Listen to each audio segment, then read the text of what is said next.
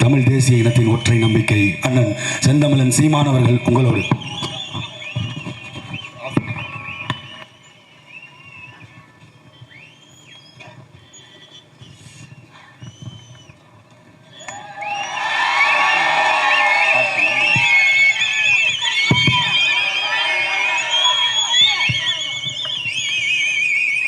எங்களின் உயிரோடும் உணர்வோடும் கலந்து வாழுகின்ற அன்பு உறவுகள் அனைவருக்கும் வணக்கம்.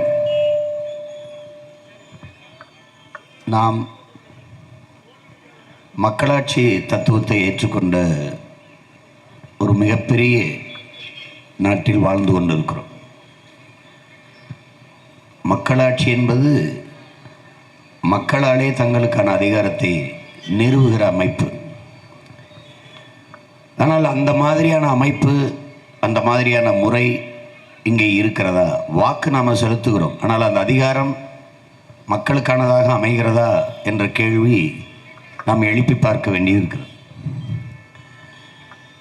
நீண்ட நெடிய காலமாக இங்கே அதிகாரங்கள் பெரும் முதலாளிகளின் வளர்ச்சிக்காக, அவர்களுடைய வருவாய் பெருக்கத்திற்காக, அவர்களுடைய வசதியான வாழ்க்கைக்காக கட்டமைக்கப்படுகிறதை ஒழிய உழைக்கும் அடித்தட்டு மக்களினுடைய உணர்வு, உரிமை இது எதுவுமே மதிக்கப்படுவதில்லை.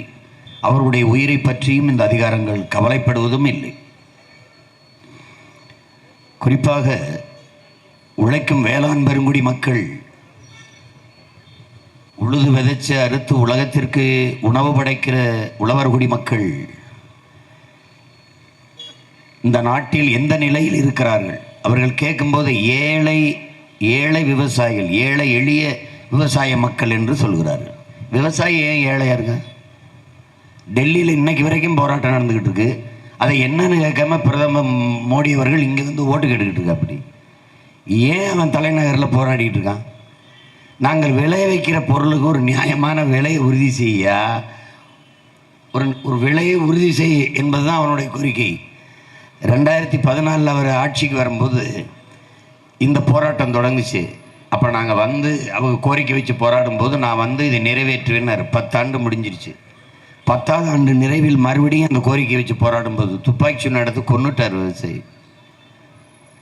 இது எப்படி இருக்குது பாருங்க. இங்கே இருக்கிற முதல்வர் தீவிரவாதிகளைப் போல விவசாயிகளை நடத்துகிறார் என்று குற்றஞ்சாட்டுறார். ஆனால் நாங்கள்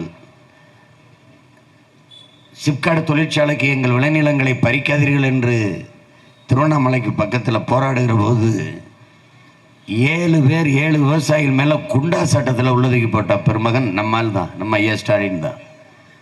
அவன் தீவிரவாதி மாதிரி நடத்துகிறார் என்றாரு, இவர் எப்படி நடத்துகிறாரு? இவர் குண்டாசுங்க. 2 ஒன்று தான். விவசாயிகள் இங்கு மதிக்கப்படுவதில்லை, மிதிக்கப்படுகிறார்கள். உலகத்தில் வேளாண்மையை இந்த அளவுக்கு போற்றிய ஒரு இனம் உலகில் கிடையாது. உலகிற்கு அறிவியல், தொழில்நுட்பம், வேளாண்மை எல்லாவற்றையும் கற்றுக் கொடுத்த ஒரு பேரினத்தின் மக்கள் நாம் என்பதை என் அன்பு மக்கள், என் அருமை தம்பிதங்கள் மறந்துவிடக்கூடாது. எப்படி உலகிற்கு கற்றுக் கொடுத்தோன்னு சொல்ற? ஜப்பானிய மொழியில் ஆய்வறிஞன் சுசுமுகனோ படித்து பார்த்தீங்கன்னா தெரியும், தட்டினீங்கன்னா அவர் சொல்லியிருப்பார். 2000 ஆண்டுகளுக்கு முன்பு எங்கள் நாட்டிற்கு, ஜப்பானுக்கு வேளாண்மை எப்படி செய்வது என்பதை கற்றுக் கொடுக்க தமிழர்கள் வந்தார்கள். அவர்கள் மொழியில் இருந்த கலை சொற்கள், உயிர் சொற்கள், வேர்ச்சொற்களை எடுத்து எங்கள் மொழியை நாங்கள் செழுமைப்படுத்தி கொண்டோம், செதுக்கி கொண்டோம் என்று பேசியது இருக்குது, சொன்னது எழுதியது இருக்குது. 2000 ஆண்டுகளுக்கு முன்பு வேளாண்மை எப்படி செய்வதென்று வெள்ளைக்காரன் இங்கே வந்து வியந்து போனான் நம்முடைய உளவாண்மையை பார்த்து. ஒவ்வொருத்தனும் மிரண்டு போனான், என்னடா இப்படி இருக்குன்னு. ஏன்னா தமிழனுக்கு வேளாண்மை என்பது தொழில் அல்ல, அது அவன் வாழ்வியல், அவனுடைய பண்பாட்டு மரபு. அந்த உழவர் குடிகளை வள்ளுவ பெருமகனார் தந்தருளிய மொழி மறைமொழியில் உழுதுண்டு வாழ்வாரை வாழ்வார் மற்றெல்லாம் தொழுதுண்டு பின் செல்பவர் என்கிறார். உழுவார் உலகிற்கு அணி அத்தாற்றாது எழுவாரை எல்லாம் பொறுத்து. உழவினார் கைமடங்கின் இல்லை விளைவதும் விட்டேம் என்பார்க்கும் நிலைங்கிறான். இந்த குரல்ல என்ன சொல்றாருன்னா, இந்த இதில் எதுவுமே வேணாம்னு பற்றற்று துறவரம் கொண்டு போன ஒரு துறவி கூட உழவன் கைமடங்கி படுத்துட்டான்னா வாழ முடியாது, செத்து போயிடுவான்றான். ஏன்னா அவனுக்கும் சோறு இவன் தான் போடணும். இங்கே வேளாண்மையை போற்றாத நாடு பிச்சை எடுக்கும், அது எடுக்குது. அவ்வப்போது தக்காளிக்கு, பருப்புக்கு, வெங்காயத்துக்கு வெளிநாட்டில் போய் கையேந்தி நிற்கிது இந்த நாடு. ஆனால் அதை சாதாரணமாக என் மக்கள் கடந்து போகிறார்கள். இன்னைக்கு வேளாண் குடிமக்கள் டெல்லியில் வீதியில் நின்று போராடுகிறார்கள் என்றால் காரணம் வந்து அவர்களுக்காக இல்லை, நமக்காகத்தான். இதை ஒவ்வொரு நாட்டின் குடிமகனும் எண்ணி பார்க்கணும். ஏன் வேளாண் குடிமக்களுக்கு இந்த கஷ்டம் வருது? எதனால இந்த நிலைமை இருக்குது? விவசாயி கடனை தள்ளுபடி செய்கிறோம் என்று ஒரு அரசு சொல்லுதுன்னா எவ்வளவு பொறுப்பற்ற அரசு, எப்படிப்பட்ட கேடுகட்ட அரசு! விவசாயி ஏண்டா கடனாளியானா? அந்த கேள்வி எழணுமா இல்லையா? ஒரு நாட்டில் வேளாண் குடிமகன் கடனாளி ஆயிட்டானா நாடு இல்லது, சுடுகாடுன்னு அர்த்தம். ஒரு நாட்டில் வேளாண் குடிமகன் வாழ்கிறான், வளர்கிறான் என்றால் அந்த நாடு வாழ்கிறது, வளர்கிறது என்று. பசியற்ற நாடாக, வறுமை பிணியற்ற நாடாக அது வளர்ந்து வருதுன்னு அர்த்தம். ஒரு நாட்டில் வேளாண் குடிமகன் வறுமையில் வாடுகிறான், வாழ முடியாது சாகிறான், கடனிலே தவிக்கிறான் என்றால் அந்த நாடு சுடுகாடு என்று ஒரு சொல்லுவது. எப்படி சொல்கிறார்கள்? மாணவர் கல்வி கடனை, மாணவன் ஏன் கடனானா? கல்வி கடன். அது ஏன் கடன்? கல்வி கொடுப்பது அரசின் கடன். அதை கடன் வாங்கி படிக்கிற நிலைமைக்கு நீ வச்சது யாரு? அப்ப எதுக்கு அந்த அரசு? அது அரசா தரிசா? அறிவு ஒரு நாட்டின் ஆகச்சிறந்த செல்வம், அறிவு செல்வம். அந்த செல்வத்தை கொடுக்க வேண்டியது அரசின் பொறுப்பு, கடமை. அதை ஏன் செய்யல?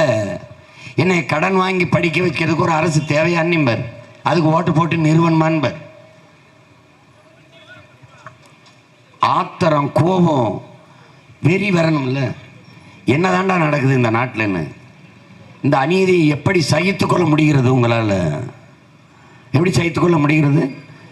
இந்த காரணம் ஏன்? காரணம் இந்த பொறுப்பற்ற அதிகாரங்களால் தான் மாணவர்கள் கடன் வாங்கி படிக்க வேண்டியது இருக்கு. ஏன்? அரசு பள்ளிக்கூடம் வச்சிருக்கா? வச்சிருக்கு. அரசு கல்லூரி வச்சிருக்கா? வச்சிருக்கு. ஆனால் ஏன் அப்போ அங்கே போய் மாணவர்கள் படிக்கிறது இல்லை? அது இலவசமாக தருதா? இலவசமாக தான் தருது. ஆனால் ஏன் அங்கே போய் படிக்கிறது இல்லை? தரமாக இல்லை, தரமாக இல்லை. அரசு மருத்துவமனை வச்சிருக்கா? வச்சிருக்கு, வச்சிருக்கு. பல ஆயிரம் கோடி அதுக்கு நிதிநிலை அறிக்கையில், நிதிநிலை பட்ஜெட் தாக்கல் பண்ணும்போது அதுக்கு ஒதுக்குது, கல்விக்கென்று ஒதுக்குது, பல ஆயிரம் கோடியை ஒதுக்குது. ஆனால் ஏன் மாணவர்கள் அங்கே போய் படிக்கிறது இல்லை? ஏன் இந்த அரசு துறை சார்ந்தவர்கள், அமைச்சர்கள், சட்டமன்ற உறுப்பினர்கள், எம்பிக்கள், முதலமைச்சர், இவர்கள்லாம் காய்ச்சல் வந்தால் அது உடம்பு முடியலன்னா ஏன் அரசு மருத்துவமனையில் போய் வைத்தியம் பார்க்கறது இல்லை? ஏன்னா தரம் இல்லை. அரசை நடத்துறது யாரு? அவர்கள் தான். ஏன் தரமில்லாத நடத்துகிறாங்க? தரங்கட்டவர்கள்ட்டே 60 ஆண்டுகளாக நீங்கள் ஆட்சியை கொடுத்ததுனால இது தரங்கட்டு போயிட்டுது. உலகத்தில் எல்லா நாடுகளிலும் அரசு நடத்துவது எல்லாம் மிகத்தரமாக இருக்கிறது. என் நாட்டில் மட்டும் ஏன் தரங்கட்டு கிடக்கு? தனியார் முதலாளி நடத்துகிறதா நல்லா இருக்கும்னு நம்ப சொல்லுதே நாட்டு மக்களை. அதை நீங்கள் நம்புறீங்களா? 8 கோடி மக்களால் நிறுவப்பட்ட ஒரு அதிகாரம், 130 கோடி மக்களால் நிறுவப்பட்ட ஒரு அதிகாரத்தால் முடியாது, ஒரு ஆட்சியால் முடியாது. தனிப்பெரும் முதலாளி அதானி அம்பானியால் தான் முடியும் என்று நம்ப சொல்லுகிறது இந்திய நாடும் அந்த ஆட்சி அதிகாரமும். நீங்களும் நம்புகிறீர்கள். உங்களுக்கு பெட்ரோல் விற்கிறது யாரு? அம்பானி. மின்சாரம் தருவது யாரு? அதானி. ஏன் இதை அரசு உற்பத்தி செய்து தர முடியாதா? தர முடியாதா? கல்வியை உங்களுக்கு கொடுக்கறது யாரு? தனிப்பெரும் முதலாளிகள். சாதாரணமாக ஒரு ஆரம்ப பள்ளிக்கூடம் ஆரம்பிக்கிறவன் 10 ஆண்டுகளில் பல்கலைக்கழக வேந்தர்களாக மாறி மிகப்பெரிய செல்வந்தர்களாக வர. அப்படின்னா என்ன அர்த்தம்? இழப்பில்லாத வருவாய் பெருக்கமாக இருக்குது கல்வி. ஏன்னா கல்வி அடிப்படை தேவையாக இருக்குது. கட்டாயம் படிக்கணுங்கிற போது பிச்சை எடுத்து, கடனை வாங்கி, சொத்தை விற்று, எல்லாத்தையும் விற்றாவது நம்ம பிள்ளையை படிக்க வைக்கணுங்கிற பெரும் தவிப்பு பெற்றோர்கள்ட்ட. மருத்துவம் அம்மாவுக்கு முடியல, எப்படியாவது அம்மாவை காப்பாற்றணும். பிள்ளைக்கு முடியல, எப்படியாவது பிள்ளையை காப்பாற்றணும். பெருஞ்செலவு. தனியார் மருத்துவமனையில் போய் பார்த்தா தான் நல்லா வைத்தியம் செய்வாங்கிற ஒரு நம்பிக்கை. இதை தகர்க்கணும்னு நினைக்கிறேன். உங்கள் மகன் இதை மாற்றணும்னு நினைக்கிறேன். எப்படி மாற்றுவாய் சீமான்? உலக தரத்துக்கு கல்வியை சரியாக, சமமாக, தரமாக, இலவசமாக என் பிள்ளைகளுக்கு கொடுக்கணும்னு நினைக்கிறேன். தனியார் பள்ளிகளுக்கு போக வேண்டிய தேவையே இல்லை. அந்த நிலையை உருவாக்க. ஏன்? அமைச்சர் பெருமக்கள், சட்டமன்ற பெருமக்கள், பாராளுமன்ற உறுப்பினர்கள், அரசு அதிகாரிகள், முதலமைச்சர் பிள்ளைகள், வாரிசுகள் எல்லாம் அரசு பள்ளி கல்லூரியில் படி, சட்டம் போட்டுருவேன். முதலமைச்சருக்கு முடியல, அமைச்சருக்கு முடியல, அரசு மருத்துவமனை படுத்து வைத்தியம் பாரு, முடியாது, பதவி விலகி வீட்டுக்கு போ, வீட்டுக்கு போ. நம்பிக்கை எப்படி வரும்? நம்பிக்கை எப்படி வரும்? தம்பி செந்தில் பாலாஜிக்கு உடம்பு முடியல, ஓமந்தூர் ராமசாமி நம்ம தாத்தா பேரில் இருக்கிற அரசு மருத்துவமனையெல்லாம் படுத்தார். 2 நாள் அவசர அவசரமாக தூக்கி காவேரிக்கு கூட்டிகிட்டு போனாங்க. ஏன்? ஏன்? அவங்க அரசு தான், அரசு மருத்துவமனை தரமில்லை, நல்லா பார்த்துக்க மாட்டாங்க. ஏண்டா உங்கள் உயிரெலாம் சக்கரையில் செஞ்சுருக்கு, எங்கள் உயிர் சாக்கடை சகதியில் செஞ்சுருக்கா? நாங்கள் உங்களுக்கு எலி பாம்பு மருத்துவம் படிக்கிற மாணவர்களை அறுத்து பயிற்சி எடுக்கிற மாதிரி ஏழை உயிரை வச்சு நீங்கள் பயிற்சி எடுத்துப்பீங்க. இந்த நிலையை தலைகீழாக மாத்திரம் பேர், உலக தரத்திற்கு மருத்துவத்தை தூக்கி கொண்டு நிறுத்துகிறேன் பேர். அரசு தனியார் மருத்துவமனைக்கு போனால் காசு பறிப்பான், கொண்டு வருவான். அரசு மருத்துவருக்கு போனால் பெற்ற தாய்மாரி அருகில் இருந்து பார்த்து கொள்வார்கள். மருத்துவர்கள் கடவுளைப் போல, செவிலியர்கள் தேவதையைப் போல இருந்து நம்மை பார்த்து கொள்வார்கள் என்ற நம்பிக்கையை இந்த மண்ணில் நான் உருவாக்கல. நான் பிரபாகரன் மகன் இல்லை. என் பிள்ளைகள் அரசு பள்ளி கல்லூரிகளை நோக்கி படையெடுக்க வைப்பேன். என்ன செய்வாய் சீமான்? அரசு பள்ளி கல்லூரியில் படித்த பிள்ளைகளுக்கு வேலையில் முன்னுரிமை சட்டம். தமிழ் பயிற்றுமொழி, எந்நாட்டு அறிவியல், எந்நாட்டு புவியியல், எந்நாட்டு வேளாண்மை, என்னுடைய வரலாறு எதுக்கு இங்கிலீஷில் படிக்கிற? நீ வேளாண்மை இங்கிலீஷில் படித்து ஆஸ்திரேலியாவில் போய் கத்திரிக்காய் நட போறியா, இல்லை அமெரிக்காவில் போய் நெல் விவசாயம் பண்ண போறியா? ஏன் உன் விவசாயத்தை எதுக்குடா இங்கிலீஷில் படிக்கிற? உன் விவசாயத்தை தமிழில் படிக்க வேண்டியதுன்னு. உன்னுடைய வரலாறு எதுக்கு இங்கிலீஷில்? உன்னுடைய புவியியல் அறிவியல் எதுக்கு இங்கிலீஷில்? எதுக்கு? ஆங்கிலத்தில் படி. ஆங்கில மொழி தெரியணும், தொடர்பு மொழி படிச்சுக்க. மீதி எல்லாம் தமிழ் பயிற்று மொழி, ஆங்கிலம் கட்டாய பாடமொழி. விரும்பினால் உலகின் எம்மொழியும் கற்போம், எம்மொழியும் கற்போம், நாங்கள் வாழ. எங்கள் மொழி தமிழ் கற்போம், எங்கள் இனம் வாழ. மாற்றணும். ஏற்கனவே இருந்த கோட்பாட்டை தகர்க்கணும். எப்படி தகர்க்கணும்? ஒவ்வொரு நாளையும் உனதாக்கு, உன்னுடையதாக்கு. இந்த நாளா இன்னைக்கு இது நமதாக்கணும். இன்னைக்கு நம்ம இஸ்லாமிய சொந்தங்கள் ரம்ஜான் பெருநாள் கொண்டாடி கொண்டிருக்கிறார்கள் உலகெங்கிலும். அளவற்ற அருளாளனும் நிகரற்ற அன்பாளனுமாகிய ஏக இறைவன் அல்லாஹுவின் அருளாசி எல்லா மக்களுக்கும் கிட்டட்டும் என்று நான் வாழ்த்துகிறேன். எல்லோருக்கும் இனிய ரம்ஜான் பெருநாள் வாழ்த்துக்கள். என் அன்பு சொந்தங்களே, கொண்டாடி கொண்டிருக்கிறார்கள். தமிழ் அறிவியலின் பெருமைமிகு அடையாளம் நம்முடைய ஐயா அப்துல் கலாம் அவர்கள் நமக்கு கற்பித்தது, நீ ஒவ்வொரு நாளையும் உனதாக்கு, உன்னுடையதாக்கு. எவரையும் சம உணர்வுடன் சந்தி. இவன் ஏழை பணக்காரன், உயர்ந்தவன் தாழ்ந்தவன் என்ற பாகுபாடற்று சம உணர்வோடு சந்தி. இவன் என்னுடன் பிறந்தவன், சகமானுடன். என்னை போலவே அவனுக்கு எலும்பு, நரம்பு, ரத்தம், சதை, பசி, உறக்கம், கனவு, கண்ணீர் எல்லாம் உண்டு. என்னை போல சகமானுடன் அந்த உணர்வுடன் சந்தி. நீ பட்டறை கல்லானால் அடி தாங்கு, நீயே சம்மட்டியாக மாறினால் ஓங்கி அடி என்கிறார். பல ஆண்டுகளாக பட்டறை கல்லாக இருந்த அடிதாங்கிய இனத்தின் பிள்ளைகள் நாங்கள் இப்போது சம்மட்டியாக மாறி ஓங்கி அடித்து தகர்க்க வந்திருக்கிறோம். அதுதான் இந்த தேர்தலில் உங்கள் பிள்ளைகள் எடுக்கிற மாற்று அரசியல் புரட்சி. எல்லாவற்றையும் தலைகீழாக மாற்றுவோம். புரட்சி என்பது ஒரு தலைகீழ் மாற்றம். மேலே இருப்பது கீழே வரும், கீழே இருப்பது மேலே செல்லும். முச்சந்தில் நின்று நானும் என் தங்கையும் என்று கத்திக்கொண்டிருக்கிறோம். அதிகாரத்தில் இருக்கிறவர்கள் கொக்கரிப்பார்கள். ஒரு நாள் நாங்கள் அதிகாரத்துக்கு வருவோம், அவர்கள் இது மாதிரி வீதியில் நின்று கத்திக்கொண்டிருக்கிற காலம் உருவாகும். எல்லாவற்றையும் மாற்றணும்னு நினைக்கிறோம். அறிவார்ந்த தமிழ் சமூக மக்களே, என் உயிரினும் இனிய என் தம்பி தங்கைகளே, உங்களிடத்தில் அண்ணன் கேட்கிறேன். ஆசிரியர்கள் வீதிக்கு வந்து போராடினார்கள், போராடி கொண்டு இருக்கிறார்கள். ஆசிரியர் பெருமக்கள் எதுக்கு போராடுகிறார்கள்? சம வேலை பார்க்கிறோம், சம ஊதியம் கொடுங்கள் என்று கேட்கிறார்கள். இடைநிலை ஆசிரியர்கள் பணி நிரந்தரம் செய்யுங்கள் என்று கேட்கிறார்கள். ஆசிரியர் தகு தேவை எழுதி, பணி நியமன தேர்வு எழுதி 40,000 ஆசிரியர் பெருமக்கள், தகுதி வாய்ந்த பெருமக்கள் காத்து கொண்டிருக்கிறார்கள். ஓய்வு பெற்ற ஆசிரியர்கள் பழைய ஓய்வூதிய திட்டத்தையே பின்பற்றுங்கள் என்று கேட்கிறார்கள். அவர்கள் உரிமை. ஆசிரியர் என்பவன் யார்? ஆசிரியர் யார்? நம்மை பெற்ற தாய் 10 மாதம்தான் உயிர் கருவறையில் சுமக்கிறார். என் அன்பு தம்பி தங்கைகளே, அறிவார்ந்த என் பெற்றோர்களே, நம்மை பெற்றவர்கள் 10 மாதம்தான் உயிர் கருவறையில் சுமக்கிறார். ஆனால் 20 ஆண்டுகளுக்கு மேலாக நம்மை அறிவு கருவறையில் சுமப்பவர்கள் ஆசிரியர் பெருமக்கள் தான். என்னை பெற்ற தாய் தந்தையருக்கு எனக்கு இந்த உலகத்தை காட்டினார்கள். இதுதானடா மகனே உலகம், இவர்தானடா உன் சித்தப்பன், இவர்தானடா உன் மாமா, இவர்தான் உன் தாத்தா, இவர்தான் உன் அத்தை என்று உறவுகளை காட்டினார்கள், உலகை காட்டினார்கள்.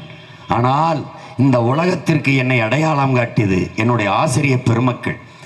இவன்தான் சீமான், இவன்தான் பகத்சிங், இவர்தான் அம்பேத்கர் என்று உலகிற்கு நம்மை அடையாளம் காட்டுபவர்கள் ஆசிரியர் பெருமக்கள்.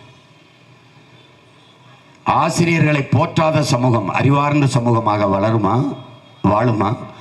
அவர்கள் வீதிக்கு வந்து போராடினால் அந்த நாடு எப்படிப்பட்ட நாடு என்று பாருங்கள். உழவர் குடிமக்கள் ஒவ்வொரு நாளும் வீதியில் வந்து போராடுகிறார்கள். விலையை உறுதி செய், நாங்கள் விளைவித்த பொருளை கொள்முதல் செய், அந்த கொள்முதல் செய்த ஒழுங்கு சேமிப்பு கிடங்கு கட்டு, டாஸ்மார்க்கை பாதுகாக்கிற அளவிற்கு நாம் விளைவித்த நெல்லை கொள்முதல் செய்கிற அரசு பாதுகாக்கிறது என்று நீங்கள் நம்புகிறீர்களா? நான் அன்பு மக்களே, தெருவில் போட்டு மேலே ஒரு தார்பாயை போயிட்டு மூடுகிறார்கள். அது காத்தடித்தவுடன் தார்பாய் பறந்து போகிறது, மழையில் நனைந்து அப்படியே மூட்டையோடு நெல் முளைத்து நிற்பதை நீங்கள் பார்க்கிறீர்கள். இந்த கொடுமையை எப்படி உங்களால் சகித்து கொள்ள முடிகிறது? மாவட்ட தலைநகர்களில் சேமிப்பு கிடங்கு கட்ட முடியாதா? ஆனால் டாஸ்மார்க் சரக்குகளை அப்படியா சாலையில் போட்டு வைக்கிறீர்கள்? அதை எப்படி பாதுகாக்கிறீர்கள்? குளிரூட்டப்பட்ட அறை, கண்காணிப்பு கேமராக்கள், கருவிகள், காவல்துறையை நிறுத்துகிறீர்கள். எவ்வளவு கொடுமை, எவ்வளவு கொடுமை! முன்னாடி எல்லாம் குடிப்பவர்கள் சட்டப்படி குற்றவாளிகள். மது அருந்துகிறாயா, வீட்டுக்கும் நாட்டுக்கும் கேடு விளைவிக்கிறான் என்று கைது செய்து சிறைப்படுத்திய வழக்கு தொடுத்த காவல்துறை அதிகாரிகளை டாஸ்மார்க் சரக்கு அடுக்கி இருக்கிற அந்த கிடங்கை, குடோனை பாதுகாக்க நிறுத்துகிறார்கள் என்றால் எப்படிப்பட்ட சமூக மாற்றம் நிகழ்ந்திருக்கிறது என்பதை அறிவார்ந்த தம்பிதங்கள், என் அன்பு சொந்தங்கள் சிந்திச்சு பாரு. எப்படி இருக்கு பாரு. ஆசிரியர் வந்துட்டான், மீனவர்கள் வந்துட்டாங்க வீதிக்கு, மாணவர்கள் வந்துட்டான், போக்குவரத்து தொழிலாளர்கள் ஏன் போறான்னாங்க? அவர்களுடைய பிடித்த பணம், அவர்களுடைய நிலுவைத் தொகை 7500 கோடி எங்கன்னு கேளுங்க. இந்த 2 கட்சி தானே, திமுக அதிமுக தானே, எங்க அது? எவன் தின்னு ஏப்ப விட்டது? அவங்க காசை எடுத்து 7500 கோடி எங்க போச்சுன்னு தெரியல. என்னோட பிடித்த பணத்தை, என் சம்பளத்தில் நீங்கள் பிடித்து வைத்த நிலுவைத் தொகையை தாங்கள் என்று கேட்கிறார்கள். இது எவ்வளவு நியாயமான உரிமையான கோரிக்கை! இதற்கு இந்த அரசுகள் செவிசாய்த்தது உண்டா? நீங்கள்லாம் என்ன நினைப்பீங்க? இந்த போக்குவரத்து தொழிலாளர் போடுறாங்க, நீங்களுக்கு ஒரு வேலை இல்லை, அவங்க தான் போராடுறீங்க. ஐயோ, அவங்க மக்களுக்கு நியாயத்தை ஒரு தடவை நினைச்சு பாரு. நாளைக்கு அதே மாதிரி நீ வீதியில் நிற்கலாம், நிற்க வைப்பார்கள். போக்குவரத்து தொழிலாளி அவன் யார், எனக்கு மானியம் என் காசை கொடுப்பான்னு நினைக்கிறேன்.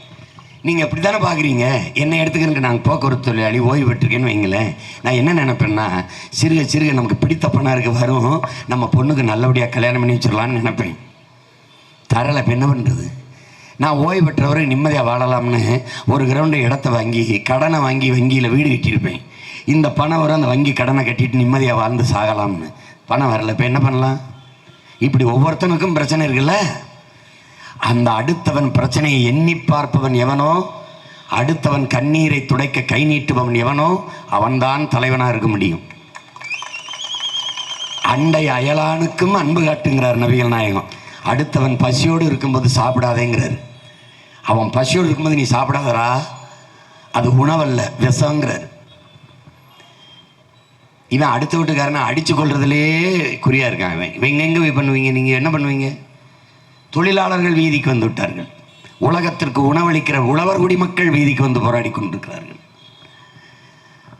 மருத்துவ பெருமக்கள், உயிர் காக்கும் மருத்துவர்கள். கொரோனா நேரத்தில் ஒவ்வொரு டாக்டரும் உங்களுக்கு கடவுளாக தெரிஞ்சுது. அவன் உயிரை பற்றி கவலைப்படாமல் அவங்களுக்கு வைத்தியம் பார்த்துருந்தான். ஒரு தனியார் மருத்துவமனை உங்களை சேர்த்துக்கிட்டதா? யாராவது எனக்கு சான்று. ஒரு தனியார் மருத்துவமனை உங்களை சேர்த்ததா? அரசு மருத்துவமனையில் தான் சேர்த்தார்கள். நின்று ஊசி போட்டு உங்களுக்கு மருந்து கொடுத்து பாதுகாத்தவன் யார்? அரசு மருத்துவர். அன்னைக்கு அவன் கடவுள். செவிலியர்கள் தேவதைகள். ஒவ்வொரு செவிலியரும் அன்னை தெரேசாவாவில் இருந்து சேவை செய்தார்கள். 10 ஆட்கள். அவசர அவசரமாக என் தங்கச்சிகளை சேர்த்த, நம்ம பிள்ளைகளை நர்ஸு செவிலியராக சேர்த்த, உங்களை இந்த கொரோனா முடிஞ்ச பிறகு பணி நிரந்தரம் சொல்லும்னு வார்த்தையை கொடுத்த, செய்யலை, ஏமாத்திட்ட. வீதியில் வந்து நின்று செவிலியர்கள் போராடினாங்க. இதெல்லாம் எப்படி தீர்மானம் செய்கிறேன்? இந்த எல்லா போராட்டத்திலையும் நான் இருந்தேன், அதனால சொல்கிறேன். அன்னைக்கு தேவையாக தெரிஞ்ச செவிலியர்கள் இன்னைக்கு தேவையில்லாமல் திரிகிறார்கள். இவர்கள்லாம் எதுக்கு? அன்னைக்கு கடவுள்களாக தெரிந்து தெய்வமாக தெரிஞ்ச மருத்துவர்கள் இன்னைக்கு தேவையில்லை இவர்களெல்லாம் என்று தெரிகிறீர்கள். அவர்கள் வீதிக்கு வந்து போராடினார்கள். எல்லோரும் வீதியில் வந்து போராடும் போது நெசவாளி போராடுகிறார், மீனவ மக்கள் போராடுகிறார்கள், எல்லாருமே போராடுகிற போது அரசு சொல்லுது நல்ல ஆட்சியை கொடுக்குறோம்னு. இந்த போராட்டங்களை புறந்தள்ளுகிற நீங்கள், டாஸ்மார்க் ஊழியர்கள் ஒரு நாள் ஊதிய உயர்வு போராடினால் உடனே கவனம் செலுத்தி அக்கறை எடுத்து அதை நிறைவேற்றுவீர்களா மாற்றீர்களா? நான் கேட்கறதுக்கு மட்டும் பதில். டாஸ்மார்க் ஊழியர்கள் நாங்கள் பணி செய்ய மாட்டோம், சரக்கு ஊற்றி யாருக்கும் கொடுக்க மாட்டோம், சரக்கு எடுத்து விற்க மாட்டோம் என்று கடை விட்டு வெளியேறி வீதிக்கு வந்து போராடினால் அடுத்த நொடியில் அந்த பிரச்சனை என்னன்னு எடுத்து இருப்பார்கள். எப்படிப்பட்ட அரசை நிறுவியிருக்க பற்றியில்? எப்படி? காவல்துறை மட்டும் போராட வரல. ஏன்? சங்கம் இல்லை. காவல்துறை போல பணி செய்கிற ஒரு துறை இருக்குன்னு நினைக்கிறேன் நீ. இராணுவ வீரர் இருக்கான்ல, இராணுவ வீரர், அவனுக்கு 2 மாதம் விடுமுறை இருக்குது. நீதிபதி இருக்காங்கள, நீதிபதி ஏப்ரல் மே இந்த 2 மாதம் நீதிமன்ற விடுமுறை இருக்குது. எல்லாருக்கும் விடுமுறை இருக்குது. ஒரு போலீஸ்காரனுக்கு விடுமுறை இருக்குன்னு நீ நினைக்கிறியா? இல்லை. ரம்ஜானுக்கு நிற்பான், தேர்தல் வந்தாலும் நிற்பான், திருவிழானாலும் நிற்பான், உன் வீட்டு கல்யாணத்துக்கு வருவான், கருமாதிக்கு வருவான். சாலையில் விபத்தில் செத்து போயிட்டாங்கன்னு வச்சுக்கோங்க, எல்லாரும் போயிட்டு தான் இருப்பான், இறங்கி பார்க்க மாட்டான். செத்தனை அப்பாவாக இருக்கலாம், சித்தப்பாவாக இருக்கலாம், நண்பனாக இருக்கலாம், அண்ணனாக இருக்கலாம், மச்சனாக இருக்கலாம், பார்க்காம போயிட்டு இருப்பான். ஆனால் செத்து ஒருத்தன் விழுந்தான்னா இந்த பணத்துக்கு முதல் சொந்தக்காரன் நான் தானே வந்து நிற்கிறது போலீஸ்காரன் தான். நீ எல்லாருக்கும் கொடுக்கறத டிப்ஸும்ப, அன்பளிப்பும்ப, போலீஸ்காரனுக்கு கொடுக்கறத லஞ்சம்ப. உனக்கு ஒரு நோய். ஒரு சப் இன்ஸ்பெக்டருக்கு என்ன சம்பளம் இருக்குன்னு நினைக்கிறேன்? அந்த சம்பளத்தை வச்சு எப்படி வாழ முடியும்னு நினைக்கிறேன்? பார், மிக குறைந்த சம்பளத்திற்கு அதிக சேவை செய்கிற ஒரு துறை இருக்குன்றால் அது போலீஸ் தான். இப்போ என்ன செய்யலாம் சீமான்? போலீஸுக்கு வாரம் ஒரு முறை விடுமுறைடா. நாம் தமிழர் ஆட்சி வந்தால் வாரம் ஒரு முறை விடுமுறை. எப்படி விடுமுறை? சுழற்சி முறையில். இந்த வாரம் ஒரு தம்பி சனிக்கிழமை விடுமுறை எடுத்துட்டாருன்னா அடுத்த வாரம் ஞாயிற்றுக்கிழமை விடுமுறை. இந்த வாரம் ஞாயிற்றுக்கிழமை விடுமுறை எடுத்தவருக்கு அடுத்த வாரம் சனிக்கிழமை விடுமுறை. 6 மாதத்துக்கு ஒரு தடவை குடும்பத்தோட சுற்றுலா. எங்கே போகிற? சிங்கப்பூரா போ, மலேசியா போறியா போ, இல்லை ஊட்டியா, கொடைக்கானல் குடும்பத்தோட போ, அரசு செலவு போயிட்டு வா. மன அழுத்தத்தை குறைக்கிறது. 8 மணி நேரம் தான் ஆண் காவலருக்கு பணி, பெண் காவலருக்கு 6 மணி நேரம் தான். அதுவும் வந்து கற்பகாலமா பேறுகாலமா 1 வருஷம் வீட்டில் இரு, உனக்கு சம்பளம் நோ பிடித்தம், 1 வருஷம் சம்பளம் வீட்டில். குழந்தை எங்கே வருது? அரசு மருத்துவமனைக்கு போ. ஏன்? அதான் ஆகச்சிறந்த மருத்துவத்தை தர அரசு தயாராகிடுச்சு. உலக தரத்திற்கு மருத்துவம் இருக்குது, நீ அங்கே போய் படுத்துக்க தங்கச்சி, உனக்கு எல்லாம் தரும். மாற்று. காவலர்கள் எண்ணிக்கை பத்தலை, கூடுதலாக எடு. கல்வி மருத்துவத்தை தரமாக கொடு. அவனுக்கு 10,000க்கு மேலே செலவு காசு தேவைப்படாது. ஏன்? பிள்ளை எத்தனை பிள்ளை பார்த்தாலும் அரசு படிக்க வைக்குது. என்ன சட்டம் போடுது? பெற்றுக் கொடுங்கள் பிள்ளைகளை.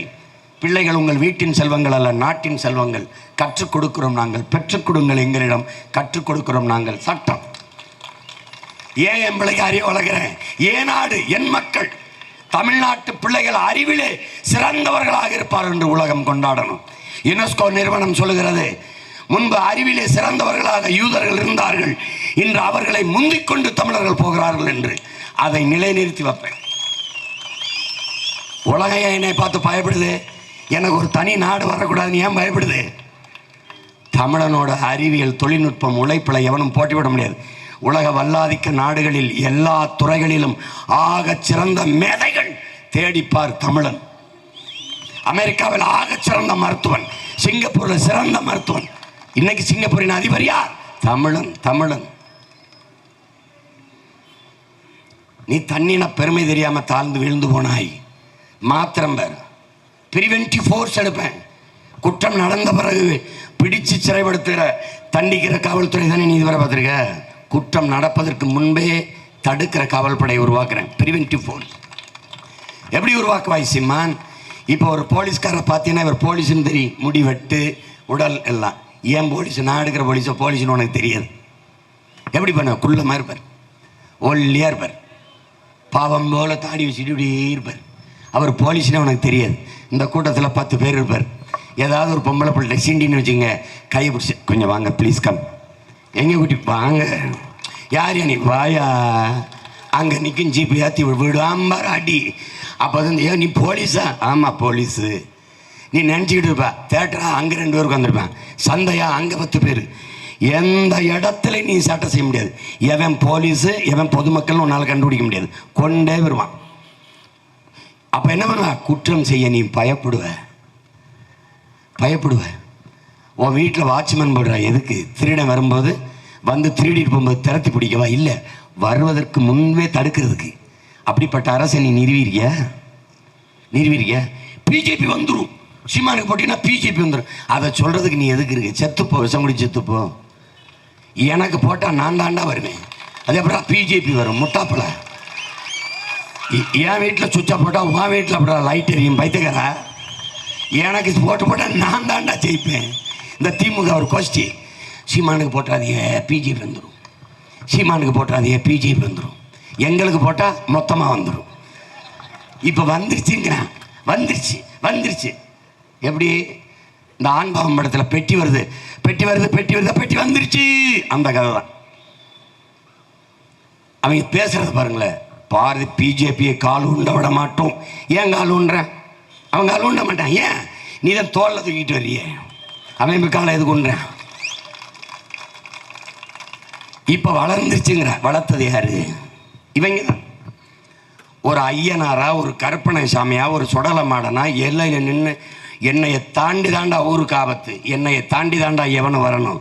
அது இந்திய கட்சி காங்கிரஸோ அல்லது பாரதிய ஜனதாவோ எவனாக இருந்தாலும் என்னை தாண்டி தான் நுழையணும் என்று வீர மகனா நின்று சொல்கிறதுக்கு இந்த கட்சிகளால் முடியுதா? பிஜேபி வந்துரும்னு குடுகுடு படிக்கிறதுக்கு அதுக்கு நீ வர விடமாட்டேன் என்று சொல்கிறா வீரனா சொல். அப்படி சொல்ல முடியலையே ஒன்னால.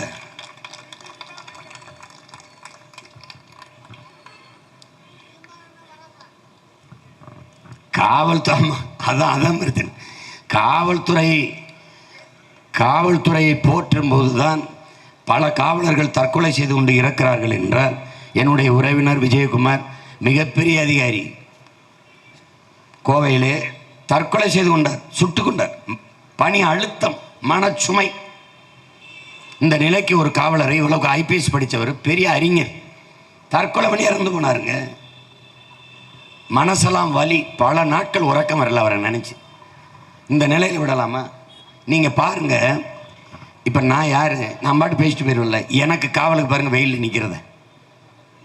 இதை ஒழிப்பேங்கிறேன். நான் பாகிஸ்தானில் நின்று பேசிட்டு இருக்கிறேன், இல்லை பங்களாதேஷ்லையா? என் சொந்த மக்கள்கிட்ட நின்று அண்ணன் தம்பிகிட்ட நின்று பேசிட்டு இருக்கிறேன். இந்த முதலமைச்சர், கேரளாவில் முதலமைச்சர், நீங்கள் கேரளா தானே, 1/2 கிலோமீட்டருக்கு போய் பாரு. முதலமைச்சர் போகும்போது இப்படி தான் பண்ணுறாங்களான்னு பாரு. ஓங்கின்னு 30 வண்டி அப்படியே எலிப்படை, பூனைப்படை, கருப்பு படை, அப்படியே துப்பாக்கி வச்சுக்கிட்டு சாதாரணமாக ஒரு அம்பாசிடர் சரசரன்னு போயிட்டு இருப்பேன். அப்படி சிக்னல் நிற்பார். நான் போய் சொல்கிறேன்னு நினைக்கிறியா? போய் பாரு. மேற்கு வங்கத்துக்கு போ. மேற்கு வங்கத்தில் அம்மா மம்தா சட்டசபைக்கு போகும்போது வண்டி ரிப்பேர் ஆயிடுது. ரோட்டில் போயிட்டு வந்து தம்பியை கூப்பிட்டு, தம்பி என்னை அசம்பிளியில் இறக்கி விட்டுருன்னு மோட்டர் பைக்கில் லிஃப்ட் கேட்டு போகுது முதலமைச்சர். ஓ ஊரில் அப்படியா? ஐயா ஸ்டாலின் கிளம்புறாருன்னு வச்சுக்கிறேங்க, 3 மணி நேரத்துக்கு முன்னாடி போக்குவரத்தை நிறுத்திடுவாங்க. நிறுத்தி ஒங்கின்னு ஒரு 100 வண்டி போகும். அவ்வளவு பயம் இருக்குல்ல. அப்புறம் எதுக்கு இந்த பதவிக்கு வேற? எதுக்கு வேற? சரி, அவராது முதலமைச்சர். தம்பி அண்ணாமலை என்ன அமைச்சர்? அவருக்கு முதலமைச்சரை விட அதிக பாதுகாப்பு. நாட்டுக்கு தலைவன் தாண்டா நாட்டு மக்களுக்கு பாதுகாப்பு. தலைவனே பாதுகாப்பு நிலைமை இருந்தால் அப்புறம் என்ன நாடுது? சாதாரண குடிகளுக்கு என்ன பாதுகாப்பு இருக்கு? இப்போ யாருக்கிட்ட இருந்து உன்னை பாதுகாக்க? யாருக்கிட்ட இருந்து? அப்புறம் ஓட்டு கேட்கும்போது போறியில் அதில் ஆரத்தி தட்டு எடுக்கிறாங்கல்ல, அதில் ஆசிட்டு ஊற்றிருப்பா எங்கள் ஆத்தான்னு பயப்படாமல் நிற்கிற. அப்புறம் ஜெயிச்சு போனால் வரவே மாட்டேங்கிற. அதுக்கு மட்டும் போலீஸ் பாதுகாப்பு தேவைப்படுது. எப்படிப்பட்ட ஆள்கள்! பிரிட்டன் பிரதமர் இருக்கார்ல, சைக்கிளில் பாராளுமன்றத்துக்கு போயிட்டு இருக்க. சைக்கிளில் அங்கே mister Boris selfie please, yeah take.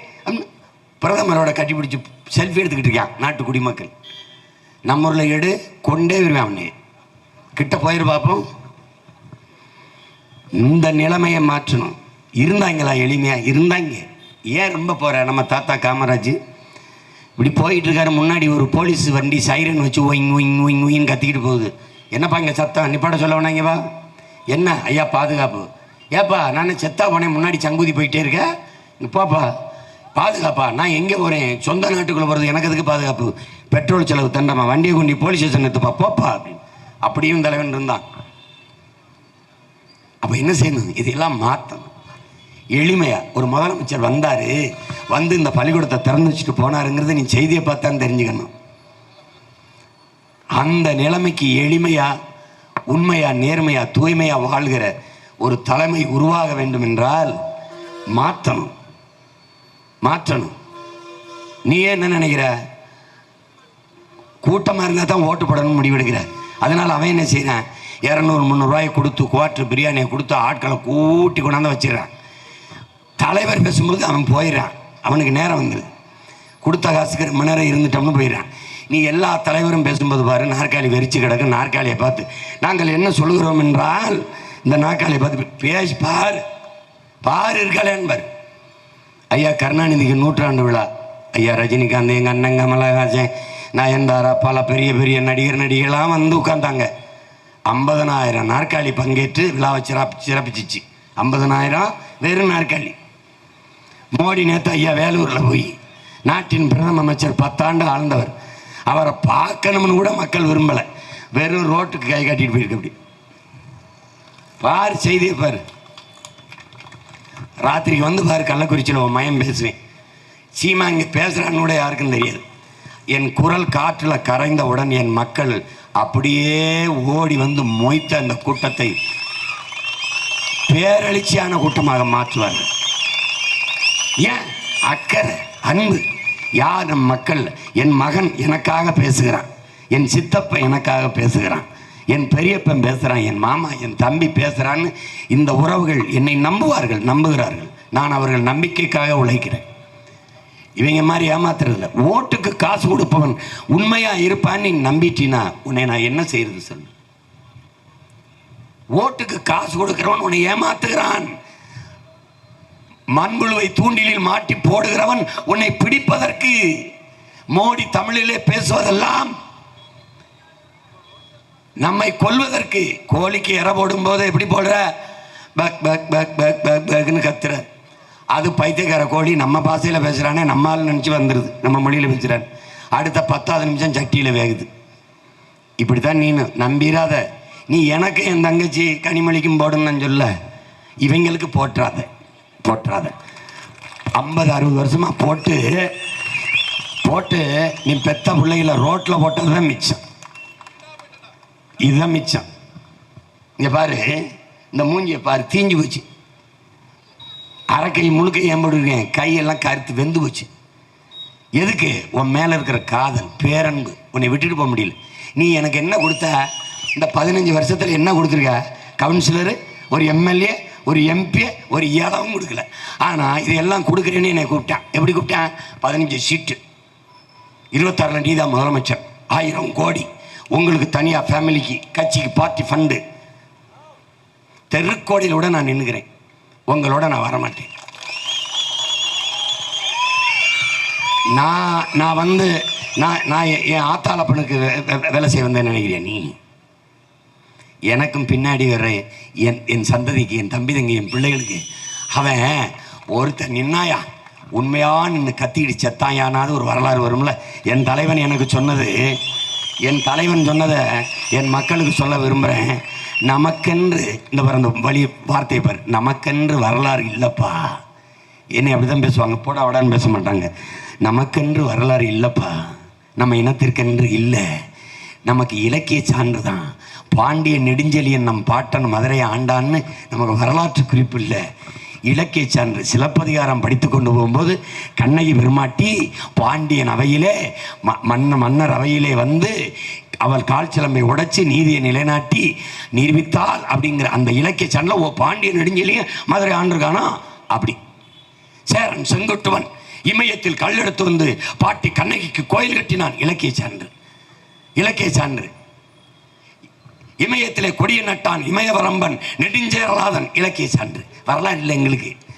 வரலாறு என்ன வரலாறு? தஞ்சாவூருக்கு ஒரு பெரிய கோயிலை பார்த்தோன்னே ராஜராஜ சோழன் ஒருத்தர் நம்மளை ஆண்டிருக்கேன், நம்ம பாட்டேன். கல்லணை பார்த்தோன்னே கரிகால் சோழன் ஒருத்தர் இருந்திருக்கேன், இவ்வளவுதான் சான்று. வரலாறு நமக்கென்று இல்லை. வரலாற்றில் புறக்கணிக்கப்பட்ட மறைக்கப்பட்ட இனத்தின் மக்கள். அதையும் என்ன சொல்ல, வரலாற்றை படைப்பவனுக்கு வரலாற்றை எழுத பதிவு செய்ய நேரம் இருக்காது. நானே வரலாறாக வாழ்ந்துக்கிட்டு போகும்போது எனக்கு பின்னாடி அவனாவது எழுதுமே ஒழிய நானே எழுதிக்கிட்டு இருக்க நேரம் இருக்காது. அதனால் வரலாற்றை படைத்த ஒரு இனம் வரலாற்றை பதிவு செய்ய தவறிட்டது.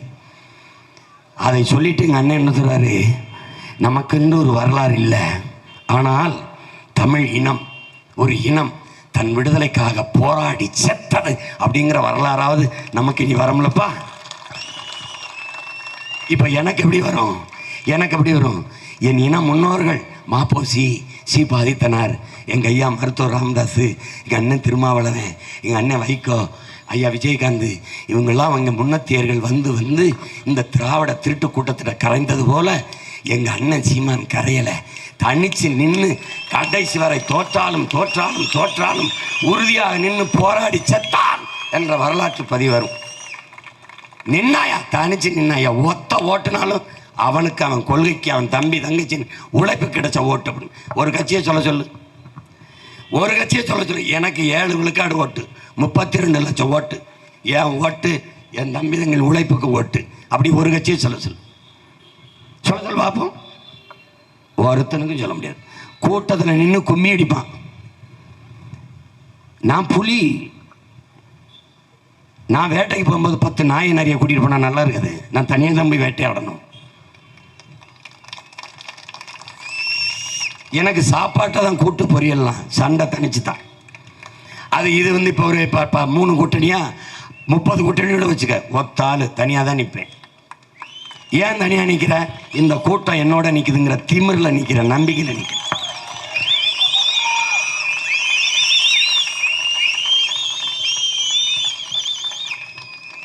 மேம்படுத்தணும். காவல்துறைக்கு வாகனங்கள் தரமாக கொடுக்கணும். வந்தவண்ண உங்கள் பிள்ளை இந்த காக்கியை கழட்டி வச்சுட்டு வேறு சீரோட மாற்றுவேன். காக்கினா ஒரு அலர்ஜி இருக்குல்ல, தூக்கிடுவேன். காவல்துறையில் நிம்பாரு, காவலர்கள் காவல்துறைக்கு நீ காவல் நிலையம் போகும்போது படிச்சுக்கிட்டு இருக்கிற நிலைமையை உருவாக்கிடுவேன். குற்றத்தை குறைச்சிருவேன். டாஸ்மார்க்கை 3னா பாதி குற்றம் குறைஞ்சிரும். வறுமை ஏழ்மை பசியை போக்கிட்டேன்னா தாலி ஏற்கிறது, கழுத்தை இருக்கிறது, காதை இருக்கிறதெல்லாம் ஒழிஞ்சிரும். பசியை போக்க என்ன பண்ணுவா சீமா? நானே விவசாயம் பார்ப்பேன், கவர்மெண்ட்டு விவசாயம் பார்க்கும். சிரிக்காது, எல்லாம் சிரிப்பா. இவர் என்னங்க விவசாயம் பார்க்க சொல்கிறாரு? படித்தவனையெல்லாம் போய் விவசாயம் பாருன்னு சொல்கிறார். படித்தவன்லாம் எதுக்கு சாப்பிட்ற? பட்னியா கடை? படித்தவனுக்கு பசிக்குது இல்லை. அப்புறம் சம்பளம் 2 லட்சம். 2 லட்சத்து வாங்கி என்ன தெரியுமா தம்பி செய்வேன்? நல்லா பசியாமல் சாப்பிடுவோம்.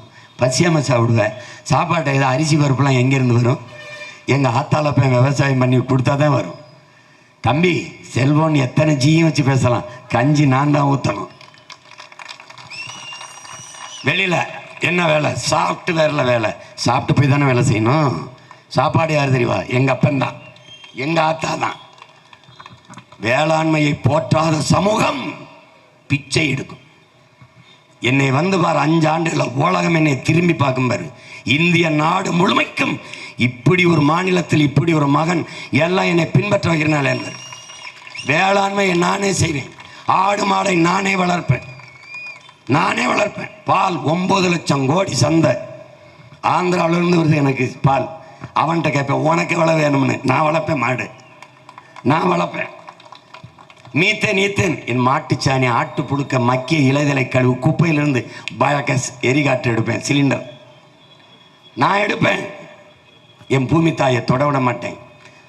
மலை மணல் நீ தானே கிரசர் ஓட்டினவே, நீ தானே கல்குவாரி, தூக்கி வச்சு பச்சை மட்டைக்கிட்ட வெளுத்து மொத்த பணத்தையும் பறிப்பேன். நீ தானடா என் மலையை விற்றவன், மண்ணள்ளி விற்றா யோக்கியப்ப யாரா, எல்லா லிஸ்ட்டும் தான் என்கிட்ட இருக்கேன். இப்போ அதிகாரம் இல்லை, அமைதியாக இருக்கேன். வந்தேன், கொன்னுட்டேன். மலையை மணலை விற்று திங்கிறவனை நீ தலைவன் நினச்சிட்டு இருக்க. திருட்டு பையில போய் அதிகாரத்தில் உட்கார வச்சிருக்க எல்லா பையிலையும். இந்த எம்சாண்டை பற்றி தம்பி அண்ணாமலைட்டு ஒருத்தர் கேள, இந்த மலையை நொறுக்கி மணலாக்குறாங்களே அதை பற்றி வாட் இஸ் ஒரு ஒப்பீனியன், வாட்டை பற்றி ஒரு ஒப்பீனியன் கேளு. காவிரியில் தண்ணி தர மாட்டேங்கிறானே கன்னடே, அதில் உங்கள் கருத்து என்ன? இந்த காங்கிரஸ்காரங்க இல்லை ஐயா ஸ்டாலின் இந்தியாவை காப்பாற்ற ஓடி வாருங்கள். முதல்ல இங்கே வாங்க, எங்களை காப்பாற்றுங்க. நீங்கள் வாங்க. நீங்கள் இப்போ இந்தியாவை காப்பாற்ற போகிறது ஏன்னு கேளுங்க. எல்லா உரிமையையும் இந்திய அரசு பறித்து கொண்டு போனது, அதுக்காக காப்பாற்ற போகிறார். எது காப்பாற்ற போகிற அப்படி தெரியுமில்ல? கல்வி உரிமையை எடுத்துக்கொண்டு, மருத்துவ உரிமையை எடுத்துக்கொண்டு, மின் உற்பத்தி விநியோக உரிமையை எடுத்துக்கொண்டு மொத்த வரியும் சுருட்டி கொண்டு போகுதில்ல, அதுக்காக இந்தியா காப்பாற்ற போகிறாப்புல. உன்னையே நீ காப்பாற்றிக்கொள். சர்வைவல் ஆஃப் ஃபிட்டஸ்ட், தகுதி உள்ளவை தப்பி பிழைக்கும் என்கிறான் சார்லஸ் டார்வின். நீ தகுதி உள்ளவனவ மாறிக்கொள். தன்னை தற்காத்துக் கொள்ள முடியாதவன் வாழ்வதில் அர்த்தம் இல்லை, தற்கொலை பண்ணி சாக வேண்டியதான். நீ உன்னை தற்காத்துக்கொள், உன்னை நீ தகுதி உள்ளவனாக மாற்று. அப்ப என்ன பண்ணும்? உனக்கென்று ஒரு அரசியல் அதிகார வலிமையை உருவாக்கு. நீ கேட்கும் போது பதில். எனக்கு ஏன் பயப்படுறான்? என்னைய சுத்தி பெரும்படை இருக்கு, தமிழ்நாட்டில் உலகம் பூரா இருக்கு. இந்த பாரதிய ஜனதா கட்சி இந்தியாவை ஆண்டிருக்கலாம், காங்கிரஸ் ஆண்டிருக்கலாம். இந்த கட்சிகள் இல்லாத நாடு இருக்கு. ஆனால் நாம் தமிழர் கட்சி இல்லாத நாடு உலகத்தில் ஒரு ஓரத்தில் கூட கிடையாது. எல்லா நாட்டிலும் என் கட்சி இருக்கு, எல்லா நாட்டிலும் என் கொடி பறக்குது. ஏன்? என் தலைவன் சொன்னது, உலகெங்கிலும் தமிழனுக்கு ஒரே கொடியாக இருக்கணும், அது புலிக்கொடியாக இருக்கணும். ஏன்? இது என் பரம்பரை கொடி. என் பாட்டன் கரிகாலன், என் பாட்டன் அருண்மொழி, என் பாட்டன் அரசேந்திரன் ஏந்தி பிடித்த கொடி, என் இனமான கொடி, தன்மானத்திற்கான கொடி. புலிக்கொடி பறக்க பறக்க தமிழ் கொடி சிறக்கும் என்பதாலேயே இந்த கொடியை தூக்கி பிடிக்கிறோம். எழுதி வையுங்கள், தமிழர் நாடு உலகத்தின் தலை சிறந்த நாடாக, பூமியின் சொர்க்கமாக மாறும். மாற்றி படைப்போம். நாங்கள் எங்கிருந்து வந்த தாயின் வயிற்று வழியில் பிறந்தவன் நினைக்கிறியா நீ? என் இனத்தின் 50-60 ஆண்டுகள், 5000 ஆண்டுகளாக என் இனம் தூக்கி சுமந்த வழியில் பிறந்த மகன் நான். என் இனத்தின் பிணக்குவியலுக்கிடையிலே பிரசவிக்கப்பட்டேன். நான் கண்ணீரிலும் இரத்தத்திலும் கருக்கொண்ட மகன், தாளாட்டில் வளர்ந்தவன் அல்ல. என் இன சொந்தங்கள் கத்திய கதரையிலும் ஒப்பாரியிலும் வளர்ந்த மகன். எல்லாத்தையும் மறந்து கடந்து போயிருவேன் நினைக்காத. நான் வெல்வேன். சாதாரணமானவன் சாகலாம், தோற்கலாம். சத்தியம் தோற்றதாக வரலாற்றில் செய்தி கிடையாது. நான் சத்திய மகன், சத்தியத்தின் மகன், வெல்லுவேன். என் தங்கை கனிமொழி வெல்லுவாள். இந்த நாமக்கல்லில் நாடாளுமன்றத்திற்குள்ளே செல்லுவாள். என்ன நம்பிக்கையில் சொல்கிறாய்? என்னை பெற்றவர்கள், என் உடன் பிறந்தவர்கள் என்னை கைவிட மாட்டார்கள், என்னை ஏமாற்றிவிட மாட்டார்கள் என்கிற நம்பிக்கையில். இவர்களில் எவர் புதியவர்? யார் புதிதாக பதவிக்கு வரப்போகிறவர்? பல ஆண்டுகளாக இருந்தவர்கள் என்ன செய்தார்கள்? 39 நாடாளுமன்ற உறுப்பினரை கொண்டு போய் இந்த திமுக இந்திய நாடாளுமன்றத்திற்குள் எண்ணின மக்களின் உரிமைக்கு பேசியது என்ன? ஒரு பிரச்சனை தீர்த்தது உண்டா? நீட்டு தேர்வை வந்தால் நீக்குவோம். கொண்டு வந்தது யார் என்றால் பதில் இருக்கா? கொண்டு வந்தது காங்கிரசும் நீங்களும் தான். ஜிஎஸ்டியை கொண்டு வந்தது நீங்கள் தான். என்ஐஏ என்கிற கொடிய ஆள் தூக்கி சட்டத்தை கொண்டு வந்ததும் நீங்கள் தான். எப்படி திரும்ப திரும்ப இவர்களுக்கே அதிகாரமா? ஒரு பேயின் செயல், ஒரு கெட்டவனின் செயல், ஒரு சாத்தானின் செயல் எதெல்லாம் இருக்கும் என்று நீங்கள் பட்டியலிடுங்கள். ஊழல், லஞ்சம், கொலை, கொள்ளை, வளச்சுரண்டல், மது விற்பது, அநீதி, இந்த மாதிரி இதெல்லாம் அப்படி பட்டியலிட்டே வாங்களேன். இது எல்லாம் இந்த கட்சி ஆட்சிகள் செய்து. இது அநீதியா இல்லையா? இது சாத்தானின் ஆட்சியா இல்லையா? அதுக்கு அது சாப்பிட்டேன். அதுக்கு துணை நின்னீங்கன்னா, அது அநீதிக்கு துணை நின்னா எப்படி? அநீதியை கண்டு அச்சம் கொள்ளாமல் துணிந்து எதிர்த்து நின்று போராடுகிறவன் எவனோ அவனே உண்மையான ஜிகாத் என்று நபிகள் நாயகம் ஸல்லல்லாஹு அலைஹி வஸல்லம் அவர்கள் சொல்கிறார். ஒரு காலம் வரும், அப்போது நேர்மையாக வாழ்வதென்பது உள்ளங்கையில் நெருப்பு துண்டை வைத்திருப்பதற்கு சமமாக இருக்கும் என்று நபிகள் நாயகம் சொல்கிறார்கள். உங்கள் பிள்ளைகள் நேர்மையாக வாழ நினைக்கிறோம், நெருப்பு துண்டை உள்ளங்கையில் வைத்து கொண்டுதான். எவ்வளவு அடக்குமுறை, எவ்வளவு அச்சுறுத்தல், எவ்வளவு மிரட்டல். என் சின்னத்தை எடுத்துக்கொண்டு வச்சுக்கிட்டு என்னை சட்டை பண்ணுறான். சீமானுக்கு ஓட்டா, அந்த சின்னத்துக்கு ஓட்டான்னு இப்போ இந்த ஜூன் 4ஆம் தேதி தெரிஞ்சிடும்ல, 4ஆம் தேதி தெரிஞ்சிடும். நபிகள்கிட்ட போய் கேட்குறாங்க, தீமையை எப்படி ஒழிப்பீர்கள்? நபிகளாரே, தீமையை எப்படி ஒழிப்பீர்கள்? அதுக்கு நபிகளார் சொன்ன பதில், நன்மையை வைத்துத்தான், நேர்மையை வைத்துத்தான் அந்த தீமையை ஒழிப்பேன் என்று. இந்த தீமைகளை உண்மையும் நேர்மையாக நிற்கிற உங்கள் பிள்ளைகளை வைத்து ஒழியுங்கள். அதுக்கு ஒரே ஒரு வழி, மைக்கு சின்னத்திலே வாக்கை அழியுங்கள். இதை தவிர வேறு வழி கிடையாது. என் ஆயிரம் தங்கை, அன்பு மகள், இந்த மண்ணின் மகள் பொறியாளர் கனிமொழி அவர்களுக்கு நீங்கள் வாக்கு செலுத்துங்கள். பொறியாளருக்கு சீட்டு, மருத்துவருக்கு சீட்டு, ஆசிரியர் பெருமக்களுக்கு சீட்டு. ஏன்? அறிவார்ந்த சமூகம் படையணும், நோயற்ற சமூகத்தை உருவாக்கணும். பொறியாளர் எதற்கு? வெளிப்படையாக அநீதிகளால் கட்டமைக்கப்பட்ட சமூகத்தை தகர்த்து முற்றுமுழுதாக புதிய ஒரு சமூகம் படைக்கணும். அதற்குத்தான் என் பிள்ளைகள் புரட்சிகர சிந்தனை கொண்ட பிள்ளைகள். கட்டிய கட்டடத்திற்கு வெள்ளையடிக்க வந்த சீர்திருத்தவாதிகள் அல்ல நாங்கள். அந்த கட்டடத்தை இடித்துவிட்டு புத்தம் புதிதாக கட்டடம் கட்ட வந்த புரட்சியவாதிகள். எங்களை உற்று பாருங்கள், இந்த முகங்களை பாருங்கள். உங்கள் பிள்ளைகள் நாங்கள். எங்களை கைவிட்டால் இன்னொரு தலைமுறை எப்படி எழும்? இந்த துயர துன்பங்கள் எப்படி மீளும்? எப்படி பாதுகாப்பாக வாழும் என்று சிந்தியுங்கள். பேச்சை கேட்டுவிட்டு கலைந்து செல்கிற என் அன்பு மக்களே, உறவுகளுக்கு அழைத்து பேசுங்கள், உடன் பிறந்தவர்களுக்கு பேசுங்கள், உடன் படித்தவர்கள், உடன் பணி செய்கிறவர்களுக்கு பேசுங்கள். பேசி இந்த பிள்ளைகளுக்கு வாக்கு செலுத்துங்கள். பெரும்பாடுபடுகிறார்கள். பணமில்லை அவர்களிடம், பணமில்லை. ஆனால் இனமுள்ள மானமுள்ள இனம் அவர்கள் கூட நிற்க வேண்டும். அவர்கள்ட்ட கோடிகள் இல்லை, உயர்ந்த கொள்கைகள் இருக்கிறது. அவர்களுடைய காசு கிடையாது, கட்டுக்கட்டாக ஆகச் சிறந்த கருத்துக்கள் இருக்கிறது. அவர்கள் மாற்றம் என்பதை ஒரு சொல்லாக பார்க்கவில்லை, செயலாக பார்க்கிறார்கள். அதை செயல்படுத்த துடிக்கிறார்கள். அவர்களுக்கு மதிப்புமிக்க நம் வாக்கை கொடுத்து வலிமைப்படுத்துவோம் என்று இந்த மகனுக்காக, இந்த மகளுக்காக நீங்கள் பணியாற்றுங்கள். என் அன்பு பெற்றோர்களே, என் அருமை உடன் பிறந்தார்கள், உங்களை நம்பி நிற்கிற பிள்ளைகளை கைவிட்டு விடாதீர்கள். நம்பி வந்தவரையெல்லாம் வாழ வைத்த என் தமிழ் சமூகம் சொந்த பிள்ளைகளை கைவிட்டு விட்டது என்ற வரலாற்று பதிவை வரவிடாதீர்கள். என் ஆருயிர் தங்கை கனிமொழி பொறியாளர் அவர்களை மைக்கு சின்னத்திலே வாக்கு செலுத்தி வெற்றி பெற செய்து இந்திய நாடாளுமன்றத்திற்கு அனுப்புங்கள். உழைக்கும் மக்களே, உங்களின் பிரச்சனைக்கு நாங்கள் பிரச்சனைகளை கேட்க வந்தவர்கள், தீர்க்க வந்தவர்கள்.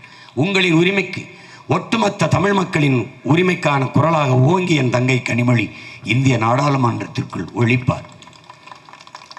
இதில் எந்த கனிமொழி சிறந்தவள் என்று ஒரு வாய்ப்பு கொடுத்து பாருங்கள், உங்களுக்கு தெரியும்.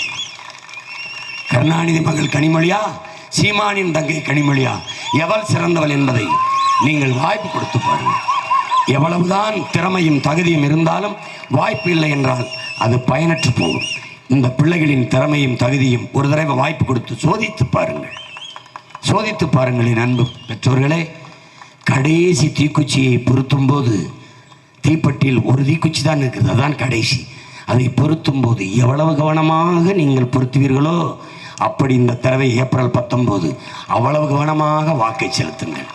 இதுதான் கடைசி தீக்குச்சி, கடைசி வாய்ப்பு.